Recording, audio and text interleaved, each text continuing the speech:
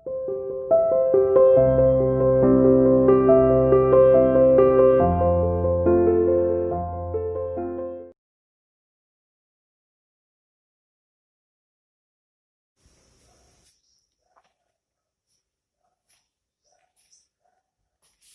morning, students. How are you? You are welcome to CR international online classes. आज का हमारा topic पैगंबर मोहम्मद पे है, प्रोफेट मोहम्मद इन मदीना। जब उन्होंने पैगंबर मोहम्मद ने अपना प्रस्थान मक्का से मदीना की तरफ किया, क्योंकि कुरैश कबीले उनको टिकने नहीं दे रहे थे, बार बार उन्हें तंग परेशान किया जा रहा था, बार बार आक्रमण किया जा रहा था। अब उन्होंने सोचा कि ये स्थान छोड़ना ही बेहतर होगा, क्योंकि इस तरीके से विकास नहीं हो सकता और उनकी अपनी कम्युनिटी का विकास नहीं हो सकता, क्योंकि उनको पता था कि उन्हें अपने कुछ सिद्धांतों को समाज के अंदर लागू कराना है, अपने समाज के अंदर उन सिद्धांतों पे अमल कराना है। लोग तभी विश्वास करेंगे जब हमारा अपना बिहेव सही होगा। तो उन्होंने क्या किया कि सबसे पहले अपने आप पर वो चीजें अप्लाई की जो वो दूसरों पर देखना चाहते थे। जैसे कि सबसे पहले देखिएगा, हिजरा और हिजरत prove to be a turning point. ये एक सबसे बड़े बदलाव का सूचक रहा कि जो मक्का से मदीना की तरफ कूच किया पैगंबर मोहम्मद ने, चाहे वो कुरैश कबीलों से किसी भी वजह से किया हो, दबाव से किया हो या परेशान होकर किया हो, लेकिन इन्होंने किया और ये सिर्फ समाज की भलाई के लिए इन्होंने किया। और वास्तव में इनका यहाँ आना एक बहुत ही बड़ा टर्निंग पॉइंट साबित हुआ। वो कैसे, देखिएगा, प्रोपिगेशन ऑफ हिज फेथ। उसका विश्वास था कि हम समाज के अंदर, सोसाइटी के अंदर रहते हैं तो हम सिर्फ ईश्वर एक है इस सिद्धांत को माने, इसलिए उसने इस प्रोपेगेंडा को आगे बढ़ाया। अपने इस प्रोपेगेशन को, अपने प्रचार को उन्होंने रोका नहीं, धर्म के प्रचार को कंटिन्यू उन्होंने लागू रखा और अपने आप को ये सिद्ध कराने का प्रयास किया कि वो पैगंबर मोहम्मद के सच्चे संदेश वाहक हैं। उनके बारे में उम्मा नाम की एक धार्मिक संस्था ने भी प्रमाणित कर दिया कि यही पैगंबर जो हैं ये अल्लाह के सच्चे संदेशवाहक हैं, इनकी बातें हमें माननी होंगी।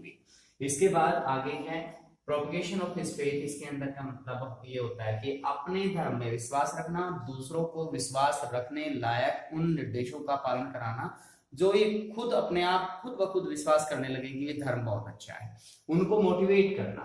इसलिए अपने हर क्षेत्र के अंदर इसने अपने प्रोपगेशन के काम को रोका नहीं, कंटिन्यू उसको जारी रखा। इसके बाद है several tribes and cities became his followers. इसका प्रयास इतना ईमानदार रहा कि बहुत से कबीले, क्योंकि अरब इलाके में कबीले बहुत होते हैं, जनजातियां बहुत होती हैं, तो यहाँ की बहुत सी जनजातियों ने इनको अपना लिया, जिसके एक बेदुइन जनजाति भी यहाँ पे रहती है। बेदुइन जनजाति ने भी इनकी नीतियों को अपना लिया। And cities became his follower. और बहुत ज्यादा शहरों के अंदर, यानी आसपास के सभी प्रमुख शहरों में इस्लाम प्रचलित भी हुआ, लोकप्रिय भी हुआ। और इससे ये साबित होता है कि आसपास में जो भी धर्म फॉलो हो रहा होगा, कहीं ना कहीं उसका असर इतना नहीं रहा जितना इस इस्लाम का रहा। इस्लाम के प्रति लोगों का झुकाव बहुत तेजी से होता चला गया, फॉलोअर्स की संख्या दिन रात बढ़ती चली गई और इस तरह से पैगंबर मोहम्मद की लोकप्रियता में भी इजाफा हुआ और उसको लोग मानने लगे कि ये हमारा धार्मिक नेता है। अब देखिएगा, धार्मिक नेता से वो राजनीतिक नेता किस तरीके से बनता है उसको समझिएगा।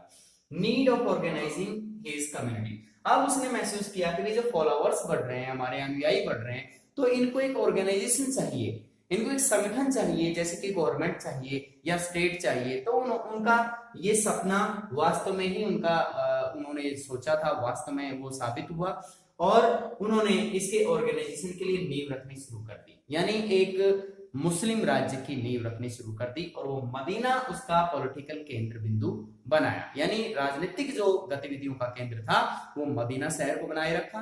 आसपास के सभी क्षेत्रों में प्रचार प्रसार का काम भी जारी रखा, लोगों के साथ में कोऑर्डिनेशन भी बनाए रखा, धार्मिक जो संगठन की जरूरत होती थी, धर्माधिकारियों की जरूरत होती तो उनको नियुक्त किया और पूरे जोर शोर से इसका प्रयास बहुत ही ईमानदारी से अपना प्रचार प्रसार करते रहे।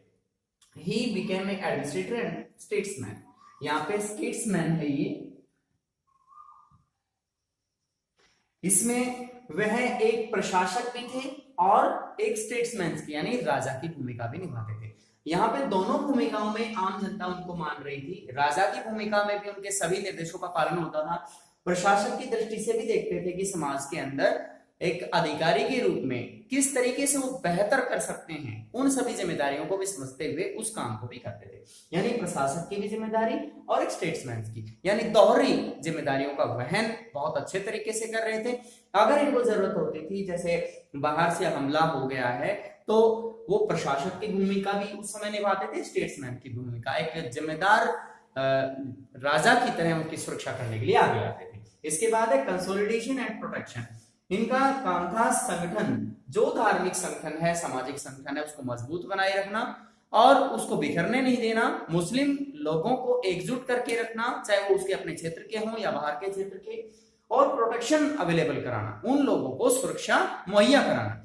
इस तरीके से दोनों चीजें, कंसोलिडेशन का काम भी किया, प्रोटेक्शन का काम भी किया, और ये जो प्रोपेगेंडा था, प्रचार प्रसार का काम साथ में चलता रहा, और इसने बहुत सी भूमिकाओं का निर्वहन करते हुए मुस्लिम साम्राज्य को बहुत ज्यादा मजबूत बनाने की कोशिश की।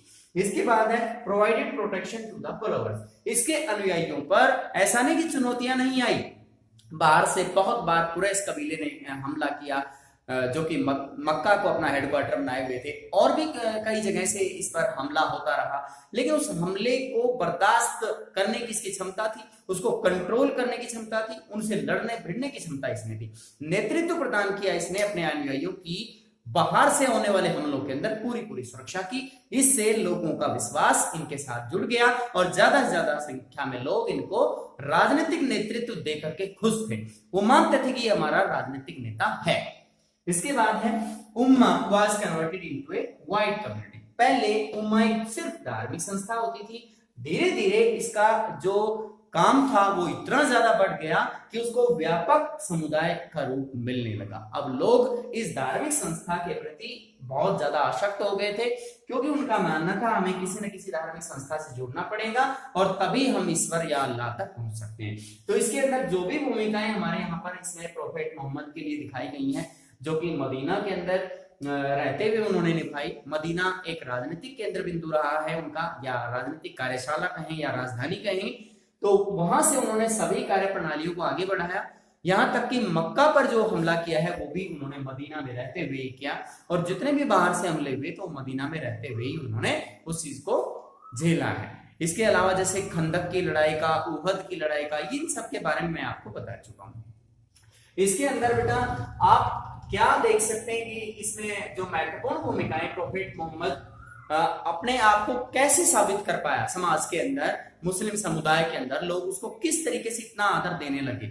वो इसलिए क्योंकि एक तो उसमें गुण बहुत अच्छे थे, नेतृत्व करने की क्षमता थी, संगठन एक अच्छा संगठन करता था, एक अच्छा योद्धा था, तो बहुत अच्छे मतलब समन्वयकारी गुण उसके अंदर मौजूद थे, जिसकी वजह से लोगों ने उसे नेता माना और वो प्रोफेट मोहम्मद का विश्वास करने लगे, उसके धर्म का विश्वास करने लगे, उसके बनाए हुए धार्मिक संगठनों में से जुड़ने लगे, और लोगों में होड़ मच गई कि पूरी दुनिया में उस समय के दौरान अगर देखा जाए तो सबसे तेज गति से इस्लाम फैला, इस्लाम मध्य एशिया के कंप्लीट एरिया तक फैल गया। धन्यवाद।